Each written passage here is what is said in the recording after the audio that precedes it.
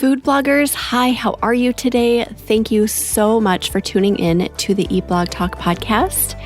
This is the place for food bloggers to get information and inspiration to accelerate your blog's growth and ultimately help you to achieve your freedom, whether that's financial, personal, or professional. I'm Megan Porta. I have been a food blogger for 13 years, so I understand how isolating food blogging can be.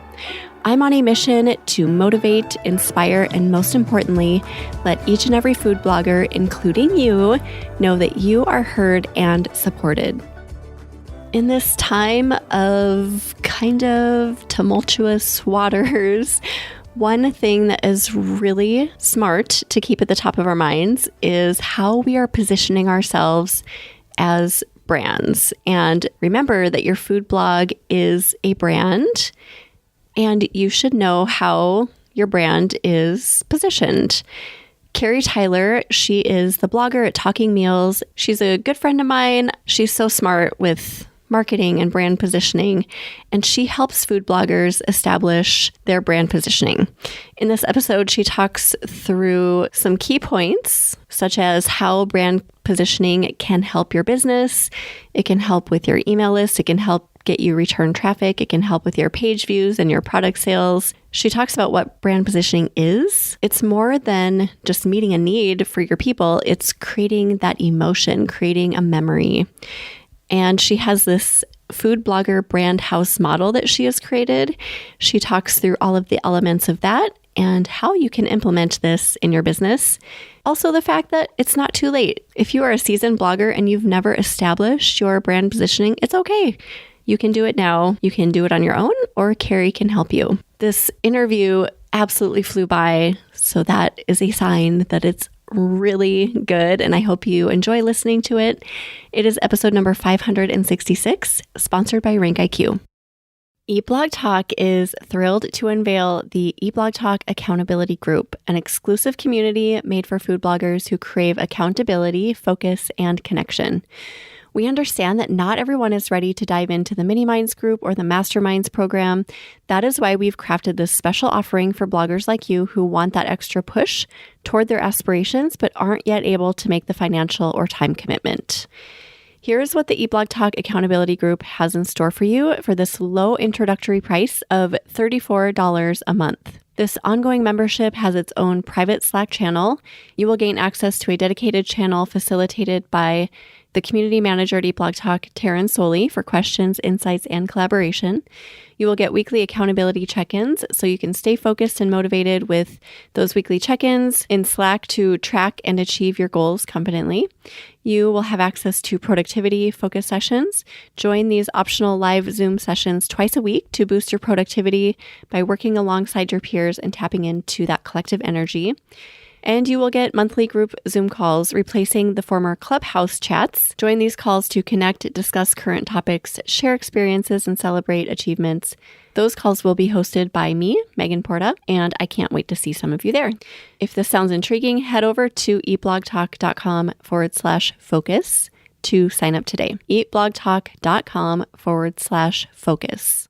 Carrie Tyler is a brand positioning and brand marketing expert with over 20 years experience in consumer brand management for large consumer goods companies. In 2018, Carrie launched her food blog, Talking Meals, focusing on easy dinner recipes for busy families. In 2022, Carrie launched a second niche food blog and continues to run both blogs successfully today.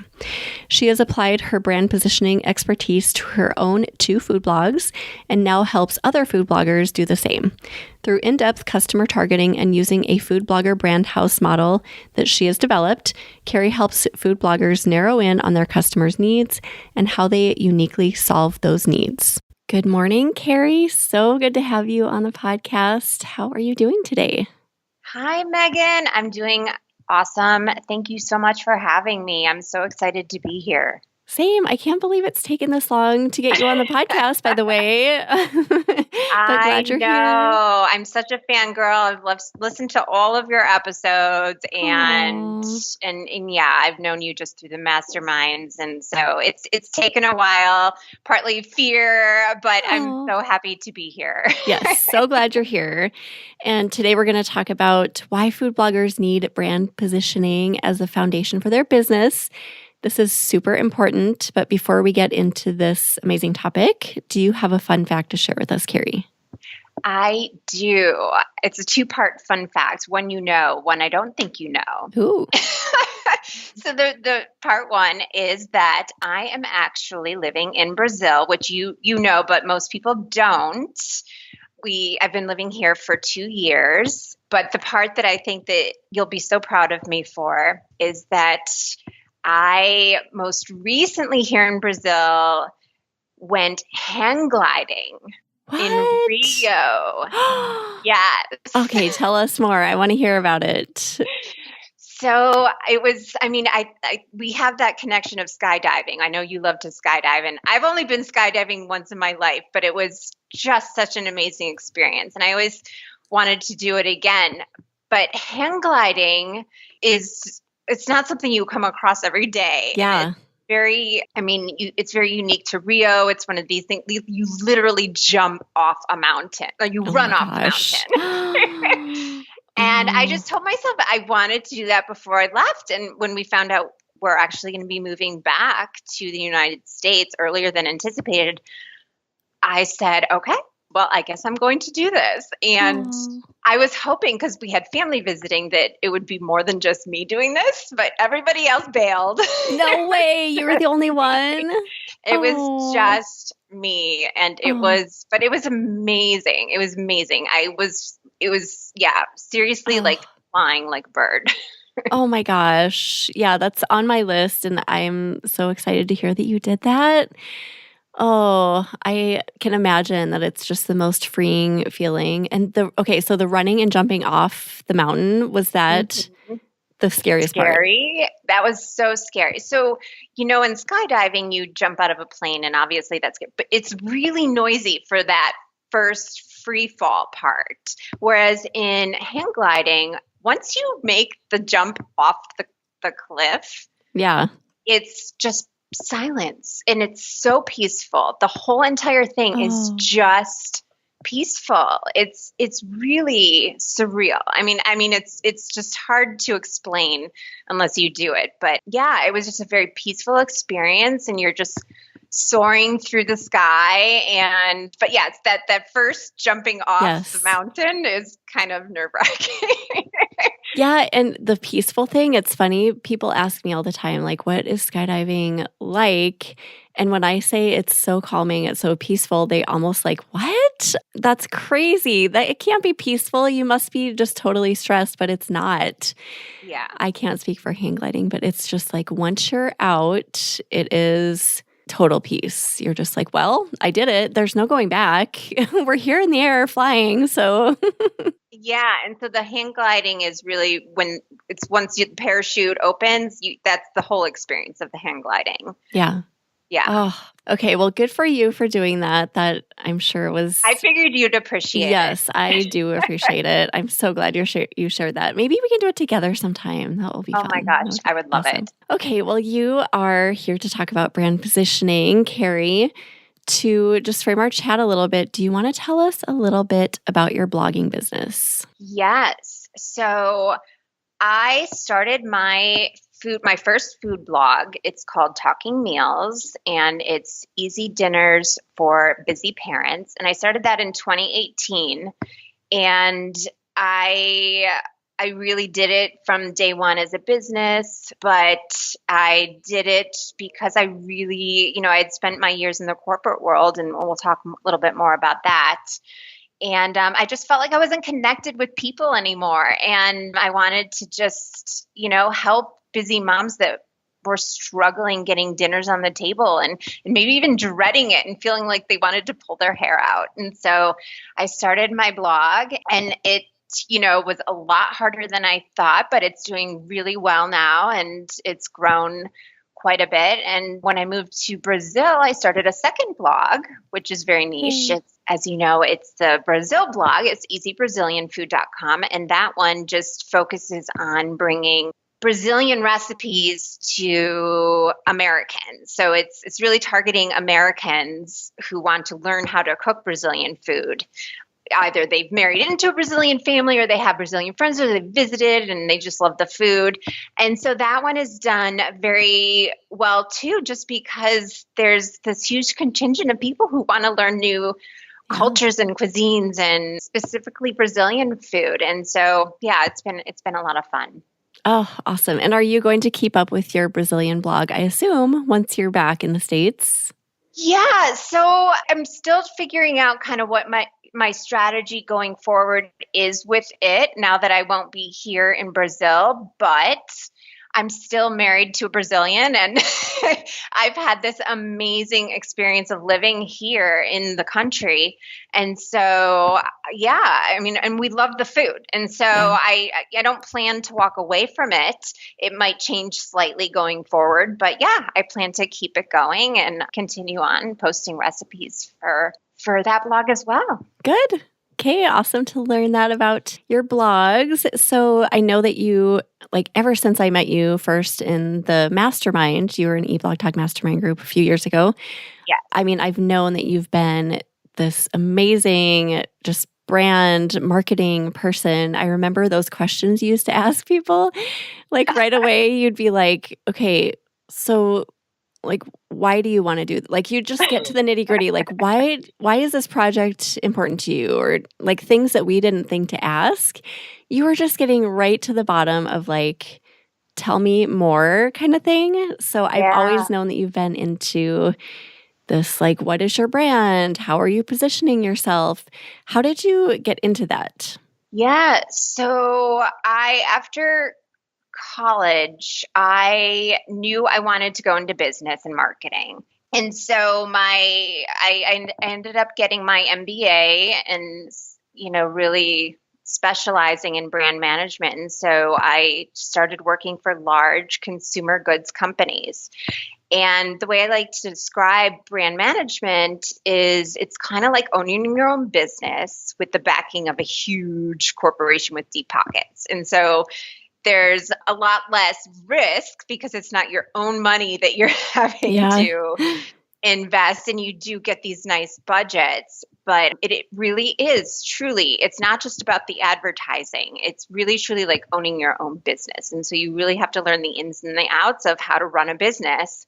But it all starts with the brand. And so what I loved about that and still love today is that it's this idea of developing a relationship with the customer and with a consumer and understanding what their unmet need is, and figuring out how your brand either uniquely solves that or does it in a better way or a different way specifically for them. So that's always been what has drawn me to brand management and marketing, and still does today. And that carries over into our food blogging businesses, right? Because food blogs are brands. They are brands. And it's so funny because when I started my food blog, it was almost as if, not that I was running from I have 20 plus years in the corporate world in brand management. And I wasn't necessarily running from that, but I was definitely running to this new world of food blogging. And so I didn't initially make this connection that food blogs are brands. And I knew that I was launching a website and a food blog, and that was a brand. But it wasn't until that I started connecting with other food bloggers and through your mastermind too, just, being able to bring my experience and my background to the table, that I recognized how important it was for us as food bloggers to establish ourselves as brands and really, create a memory and set ourselves apart in consumers' minds. And with so many food blogs out there, I mean, there are thousands upon thousands of food blogs. Do you feel like it's hard to do this, or is it something that we can easily do? It's hard to think about. So for us individually as food bloggers, we have so much on our plates, right? it's overwhelming at times and we get stuck in the weeds. So what the difficult part is finding that opportunity to pull ourselves out of the forest and see the forest for the trees. We often just are so stuck in the weeds that we don't have that opportunity to see the bigger picture. And so that's the difficult part. And then there's also this difficulty that we feel like, well, I'm no different than the other food blogs. There are thousands of them out there. And we hear so many different mixed messages in food blogging, like, don't be too unique, find a voice, but not too big of a voice. And, nobody wants to hear your story and everybody just wants the recipe. But the truth is we are what sets our food blogs apart. And so finding a point of difference and finding a unique perspective, when we all are capable of like pulling ourselves out and finding that time, it's not too difficult to do.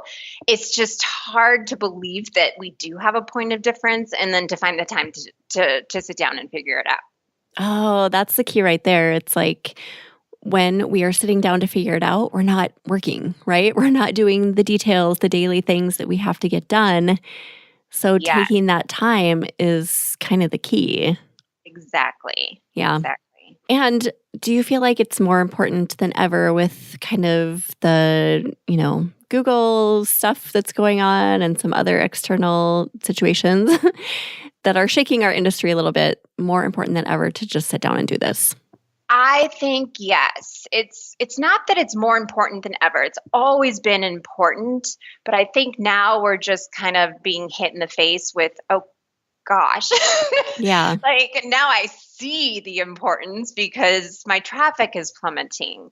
And so it's just become very tangible for us to recognize that, okay, I need to do something different. If I keep doing it the same way, it's never going to change. And so I think now it's absolutely the time for everybody to take that time and that space. And it doesn't have to be a huge hold on your business or a pause on your business. It's just finding the time to look at your business and try to figure out what that point of difference is. So we can have all the traffic in the world coming to our site, but if we're not able to capture and engage with that traffic and understand that traffic, they're people, and those people, you want to keep coming back to you. And you want them to not just come and go. You want them to become loyal and really engage with you and your blog. And so it's finding that connection is going to be critical, I think, going forward to see kind of who falls out and who really has that ability to push forward and connect with their audience and make, the biggest successes they can. Yeah. So you talked a little bit ago about those bigger brands that you worked with. So do you have a way to kind of relate your experience there with us and our businesses? Absolutely. So when I think about, my experience working with consumer brands, whether it was dishwashing detergent, cosmetics, pet food, I worked across a lot of diverse categories. But at the end of the day, they all had one thing in common. And that first thing is understanding who their consumer target is. And so when we think about our consumer target, think of it kind of like a funnel or a bullseye, right? And so you've got all these rings of the target. And in the center, you've got your bullseye. That's your customer target that you really need to hone your message and speak directly to. It's not to say that we can't go after all of the outer rings or that we can't start with a wide funnel to bring as much traffic as possible. But we have to then fine-tune our messages, just like brands do, to speak directly to your consumer target. And so the thing that food bloggers can learn from the big brands and the small brands is that the first thing we need to do is understand who is our customer target and what is their unmet need, or what is their need that perhaps isn't being fulfilled in the best way possible, or could be filled differently or more uniquely by us. And so once we have that consumer target, then we're able to create our brand positioning. And so brand positioning is this keyword in the branding world, in the consumer products goods world, where it's really just a statement. It's a statement of the who, the what, the how, and the why for your brand. So who you're targeting, what their need is, how you're going to solve that need, and why you're solving it better or more uniquely than anybody else. And that's so true for food blogs today too. Yeah. Can you give us an example of a good brand positioning sentence or phrase? Yeah. So like from the food blogging world or... Yeah, like a food blog. So maybe yours or someone you've worked with, just to give people an idea, like, oh, that's what she's talking about. Because I get like everything you're saying, like who, what, how, but how does that actually play out? Do you know what I mean? Yeah, absolutely. So for example, I just worked with a food blog and she specializes in Southern and Tex-Mex foods. And so she was being very, in terms of her messaging, or really trying to put recipes out there, as we all do. We go after keywords and just try to get as much traffic as possible. And so we really dug into the why behind what she was looking for. And so the brand positioning that we came up with for her, and I'll keep the brand name out of it, but for moms that love Southern and Tex-Mex foods and want their friends and family to feel special every day, not just on the weekends, this brand delivers comforting and nostalgic Southern and Tex-Mex recipes with passion and love. Not only does this brand deliver classic and traditional, but also weeknight dinners and tips and tricks for saving time, so your families feel special every night. Ooh, that's a good one. I like that a lot because it taps not only into like the need, but also kind of the emotion of it too. Exactly. I think so there's two different types of benefits that any brand can deliver, whether it's a food blog or, a soap. And those really straddle the rational benefits and the emotional benefits. And so oftentimes it's very easy for us to figure out the rational benefits. So for my blog, for Talking Meals, well, they're easy recipes that save busy moms time. So those are very rational, tangible benefits. Right. But the emotional is what's going to connect to your audience and keep her coming back to you as a brand. And the emotional is the why behind it, right? So it's, why does that matter to her? Well, because she's stressed and she often feels like a failure. And so having dinners on the table and being able to do that for her family gives her confidence and helps her to connect with her family. It's a means of showing love. And so it's finding that the emotion behind the rational benefits that are going to help us to connect with our audiences. Hello there, food bloggers. Are you wanting to tap into additional revenue and improve your site experience for your users? If you're saying yes to all of this, then Chicory might be a really great fit for you. Chicory is a leading monetization platform for food bloggers, enabling you to integrate highly relevant, shoppable ads into your recipe content and earn revenue from top CPG brands. Chicory's hyper-contextual ads and shoppable technology will help you improve your site experience and engagement, allowing your readers to go from inspiration to checkout in just a few clicks. Enjoy easy installation and ongoing access to the Chicory team at zero cost to you. Chicory makes it easy to track your earnings, optimize your blog content using recipe insights, and connect with its team. Here is a testimonial from a happy Chicory user. Quote, "Cooking and baking is my passion. Chicory makes it simple and easy for me to share that passion with the Where is My Spoon audience, providing a seamless purchasing journey for my readers and an effective monetization model for my blog." End quote. That is from Adina Beck from Where is My Spoon. Head over to eblogtalk.com/resources, scroll down to the Chicory logo and click that button that says Learn More About Chicory. Or you can go to chicory.co food bloggers to learn more and to sign up. Now back to the episode. And it usually does come down to emotion, right? Like the actual why, because we're all like feeling like failures or feeling like we need confidence or feeling like we need something a little bit deeper. I feel like that ultimate reason always leads to something emotional. Exactly. And it doesn't have to be a negative emotion that you're trying to turn positive. It could just be that you want to help her continue to feel inspired and motivated. So, but whatever that emotion is, we all have a purpose and a reason for doing what we do. It's just tapping into that and understanding what that is going to turn your food blog into a brand that feels more like a friend to her. And I like to think about it as kind of like your blog is a house, right? You're inviting people into your home. Do they feel like they're at home and they want to come back and visit? Or do they just, take the recipe and run? Ooh. And so, yeah, it's engaging and connecting with them on that emotional level so they want to come back and visit again. Okay, I want to come back to your house because I know you have this model for your brand house, food blogger brand house model.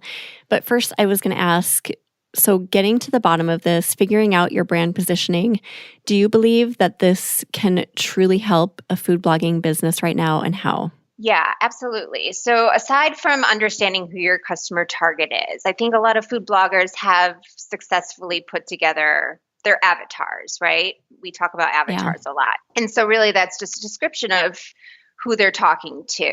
But then it's taking that avatar and figuring out, okay, so now how does my brand talk to them? And so once you figure that out and come up with the brand positioning, there's two kind of buckets of how I see this benefiting food bloggers. One is this intangible, which is we spend so much time churning, right? We have so many things to do, and there's always the next shiny object. And we have just this endless mile-long list of to-dos that we need to tackle. And so having a clear brand positioning, it gives food bloggers, first, it gives them clear focus. So they can then look at their to-do list and figure out what are the things to prioritize that are actually going to speak to or drive growth towards that brand positioning. It also, when we're faced with times like this, when our traffic might be down and it's circumstances that are out of our control, it helps give renewed purpose and motivation and inspiration. And so one of the food bloggers that I just worked with, she really just had a hard time articulating, like, what does she mean? What does her food blog mean to people, and how does it stand out, and how is it different? And just being able to come up with that gave her so much inspiration and motivation to, go back and just feel like she could tackle her workload again. And so there's these intangible benefits for food bloggers. It helps give them clear focus. They can stop spinning their wheels and churning and reinventing themselves all the time. They have it very clearly articulated. And so that gives them focus and motivation. But there's also the tangible. So once you have that brand positioning, I work with food bloggers to help them figure out, okay, so it's great, you've got this, you can hang it on your wall, but let's put it into action. So here's how you then translate that into messaging. And so it could be the messaging on your website. So as soon as they get to your food blog, understanding what your food blog is all about and connecting with them with that above the fold just before they go anywhere else on your site, understanding what your site is about and how that connects to them. There's also your email list. It's so important for us now to have something that we own as food bloggers. When traffic, it ebbs and flows, when social media algorithms change, there's so many things that are outside of our control, but connecting and creating loyalty through our email lists is a place where brand positioning immediately can have an impact on how you're connecting with your audience through emails. And then it also helps you to figure out what products or services that you can offer to your customers, whether that's freebies to get them to opt in, or something that you want to start selling and monetizing to help diversify your income streams now that, maybe the traffic certainty and ad revenue isn't as stable as we thought it was. Not that it's going away, but we're now starting to realize, well, we might need to start diversifying and having other products and services that we're selling. And so having that brand positioning and understanding what your customers' needs are helps you to figure out what to offer. Yeah. And you talked earlier about just creating those people who come back over and over, and that's going to increase your page views, right? Because you're going to have those repeat customers. Yes, absolutely. If you've ever looked at Google Analytics and you see your user traffic, and then you look at the new users versus the return users, there's often a huge disparity. Yeah. And so it helps you to increase those return users. So that ultimately, if you've got those loyal users, those are the ones who are more likely to click on one recipe and then continue to click through to another recipe and another recipe, and to continue to open your emails and to try new recipes from you. So those are going to be your most loyal fans. And so that's when I talked about at the beginning, this funnel. At the top of the funnel, sure, we want to cast our nets wide and we want to bring in as much traffic as possible. But you have to start honing your message so that as they move through the funnel, they're not all falling outside of it, that you're capturing them and moving them through your funnel into loyal users. And those loyal users are going to share you with other people, right? And they could turn into loyal users as well. Exactly. The best part is creating those raving fans, those people who are going to go out and so if they know what your message is and they know what you stand for, yes, they're more easily going to be able to tell their friends and family. Yeah. That Talking Meals, oh my gosh, saved me time. And I didn't feel like I was going to pull my hair out when my kids were staring at me at 5:00. And, just being able to clearly tell their friends and family why they should visit your blog. Oh, that's all good. And I love that you talked about the intangibles too, because I feel like that can be so forgotten. Like we want to focus on page views and the revenue and like those things that we can put our fingers on, but it's the other things that matter too. The focus, the clarity, the motivation it gives you just to have the clarity. I think those are just as important. They're not just important. Sometimes they're more important, especially when we feel like, well, what's the point?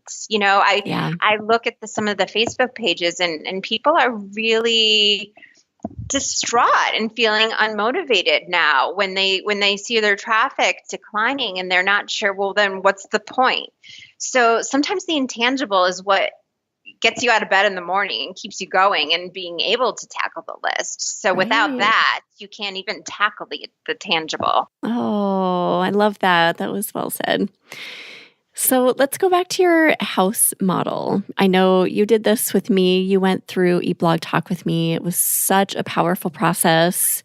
And then you provided this food or like a brand house model for me. Yes. So talk through what that is. Yeah. So I love this. This was kind of a conglomeration of various things that I've done throughout my career. But I kind of talked a little bit about this earlier. When you think about inviting customers into your food blog, you're inviting them into your home, right? So if you think about your food blog as a house, it's how to create a strong foundation with strong pillars and beautiful rooms that aren't just trying to speak to everybody, but are trying to speak directly to your audience and really fit their needs. And so this brand house model has just been a nice, tangible way for me to put all this on paper in a very visual way for both food bloggers as well as the people who work with them on their teams. And so it really starts with the foundation of the house. So every house needs a strong foundation or it can just topple over. And so the foundation is the brand positioning. And then you've got your mission statement. And then from there, once you have a foundation, then you've got the pillars of the house. And those are your brand benefits. And so they're not necessarily your content pillars, they're different.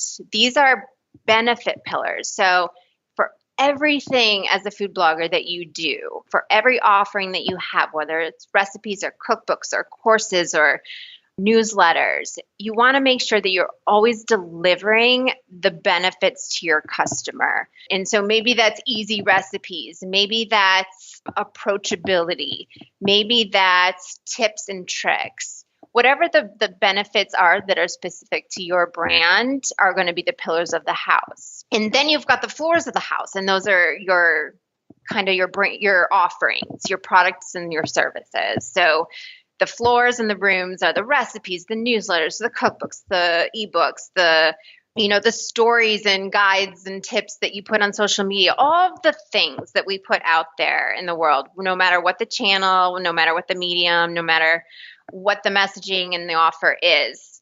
Those are going to be the floors, and they cross over all of your benefit pillars. And so it's just a really clear visual way to make sure that you're always delivering on your benefit pillars. And then you've got the ceiling of the house, which is what I call the brand attributes. And so that's your personality, your tone, your look. And again, this is the ceiling of the house. So it's the umbrella over everything. And then you've got the rooftop. And so this is what people see from a distance. And this is your brand, your logo, your taglines, things that they can see from a distance. It's not the nuts and bolts, but it's what will sometimes draw or attract them into coming to your house. And then you've got to capture them once they get into your house. And so it's just a really nice, tangible visual model that I work with food bloggers that they can then take and always have to look at, remind them of what they need to focus on, but also then to give to anyone who's working on their teams of people to make sure that everybody understands what your brand stands for and how to deliver on it. It's such a great visual, Carrie. I love just the whole concept of the house and the way you put that with like the ceiling and the roof. Like those are things that people see from afar, but aren't, like you said, the nuts and bolts of who you are, like what your foundation is and what your mission is and all of that.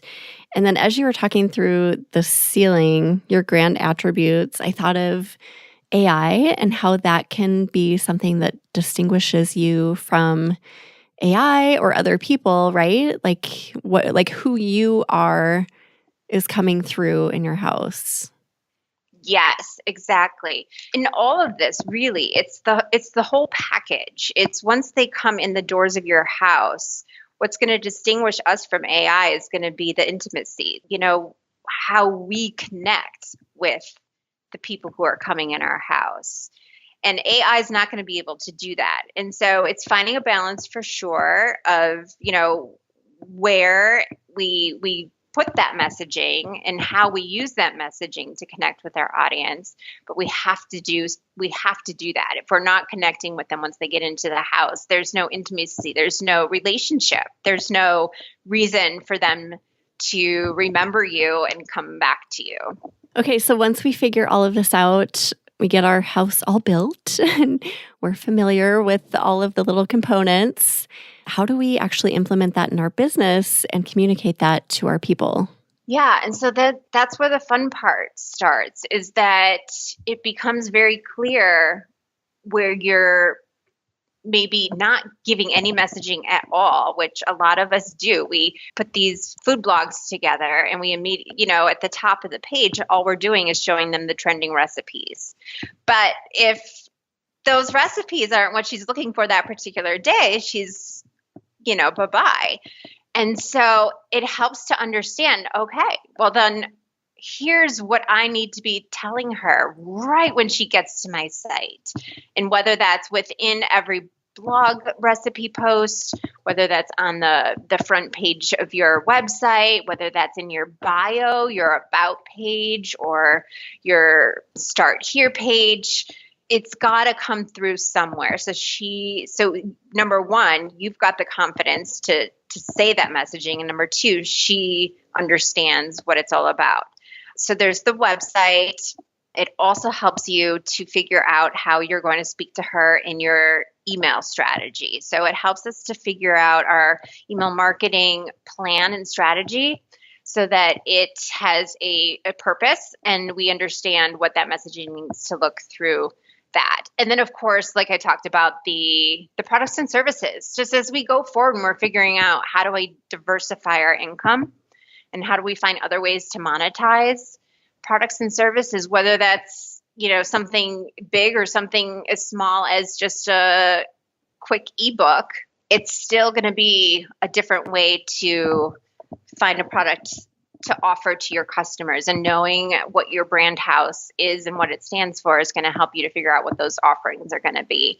So there's so many ways to then take this and put it into action for our businesses. The word purpose really carries weight for me. Like anything you think of, whether it's a new project to dive into or a new strategy, it's going back to this house, this messaging, and just seeing if it aligns, right, with what you want to do or what new thing pops up in our world. Exactly. Because we're constantly getting these new shiny objects. And, it's very easy to be distracted and wanted to the fear of missing out, FOMO, it's a real thing, and like wanting to jump on the bandwagon. And so this helps you to go back and say, okay, well, does this fit in my house? Yeah. Does it make sense for my house? Well, not today. And so I'm going to put that aside. Yeah.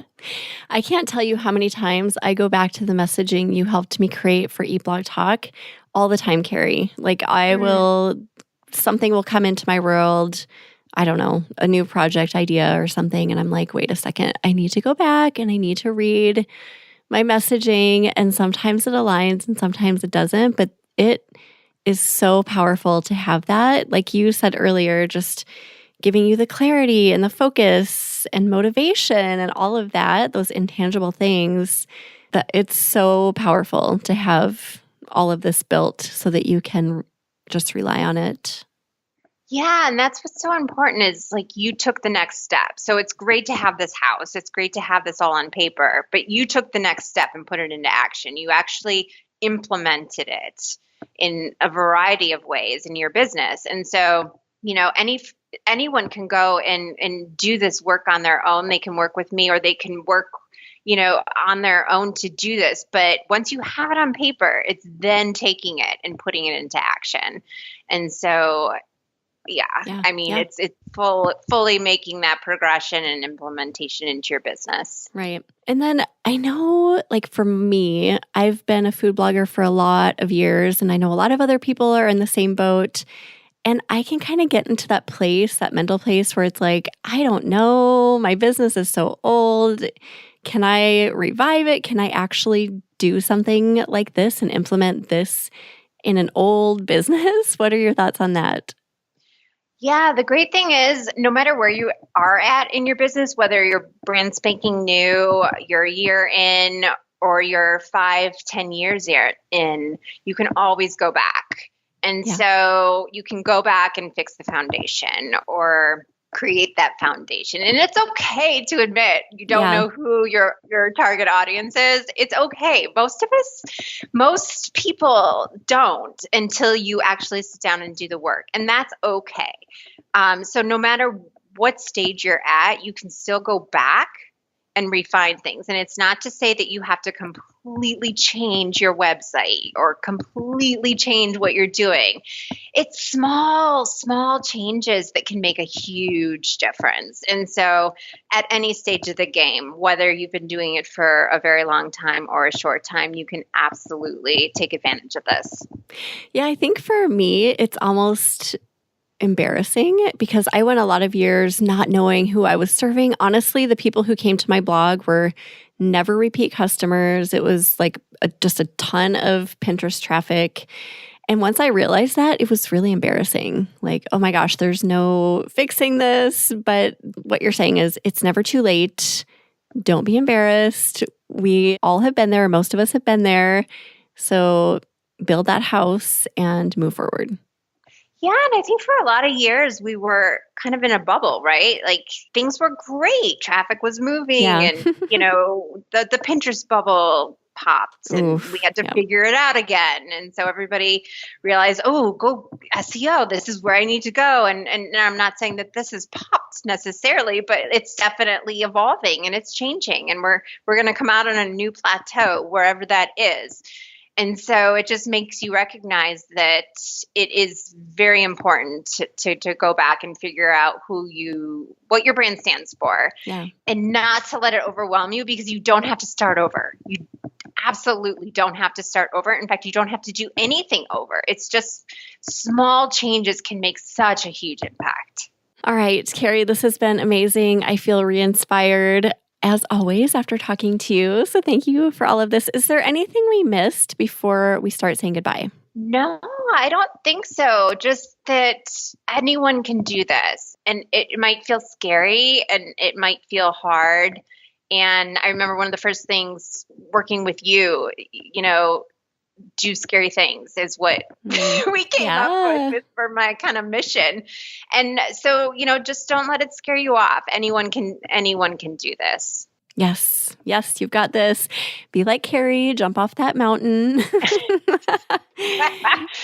Yeah. It might feel scary, but you've got this. Well, thank you, Carrie. So appreciate your value that you shared today. Thank you for joining us here on the podcast. I'm so glad you finally joined me on an episode. Oh, thank you so much. Yes. Do you have either a favorite quote or words of inspiration to leave us with?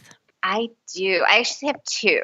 So one is kind of going along the lines of, conquering your fears. And I don't know who to attribute this to, so I apologize, but it's the courage is not the absence of fear, but rather acting in spite of fear.